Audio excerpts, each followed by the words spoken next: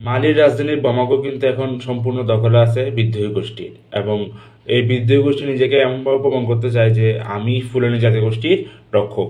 আর এই বিদ্রোহী গোষ্ঠী যেহেতু ইসলামিক, তো এই ইসলামিক যেসব অঞ্চল সে দখল করে রাখছে সেসব অঞ্চলে সে শরিয়া কায়েম করতে চায় এবং করতেছেও।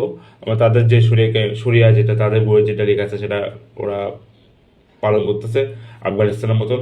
তবে এটা একটা মজার একটা বিষয় যে এই যে সরকারের বিরুদ্ধে যুদ্ধ যুদ্ধ চলতেছে, এটা কি বলে গৃহযুদ্ধ। এই যুদ্ধের সময় কিন্তু দুইটা, একটা হচ্ছে ইথনিক দল এবং একটা ইসলামিক দল, দুইটাই কিন্তু একসাথে হয়ে গেছে 2023 সালে, এবং দুইটাই একদম বিরুদ্ধে যুদ্ধ করতেছে সরকারের। আবার সরকার সাহায্য নিচ্ছে রাশিয়ার, আর রাশিয়ার সাহায্য নিয়েও লাভ হচ্ছে না, কারণ রাশিয়া বাহিনীতে পাঠাতে পারছে না, যেহেতু ইউক্রেনের যুদ্ধ চলতেছে।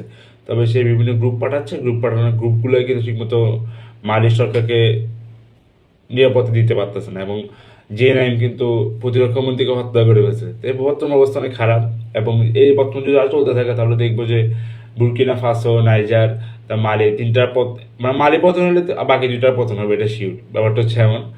আর মালি অনেক বড় দেশ, মালি ছোটোখাটো দেশ না। মালি প্রায় বাংলাদেশ থেকে বলে একজন বললো 8 গুণ বড় হয়তো বা। তো আফ্রিকার কান্ট্রিগুলো অনেকগুলো অনেক বেশিই বড়, তবে মানুষ দেখায় না বা ম্যাপে দেয়, বোঝা যায় না যে আফ্রিকার কান্ট্রি এত বড়। কারণ ছোটো ছোটো করে দেখে নাম দিছে, লাগে যে ছোটো একটা জায়গা, কিন্তু আফ্রিকা অনেক একটা বড় এলাকা। অ্যান্ড আফ্রিকা থেকে তো মোটামুটি ইন্ডিয়া এই কন্টিনেন্টটা আসছে, মানে সমুদ্র পথে। তো এরকম। তো দেখা যাক ভবিষ্যতে কী হয়, এবং মালির অবস্থা আর কতটুকু চাই। রাশিয়া কি সাপোর্ট করতে পারবে নাকি হারবে সবসময়?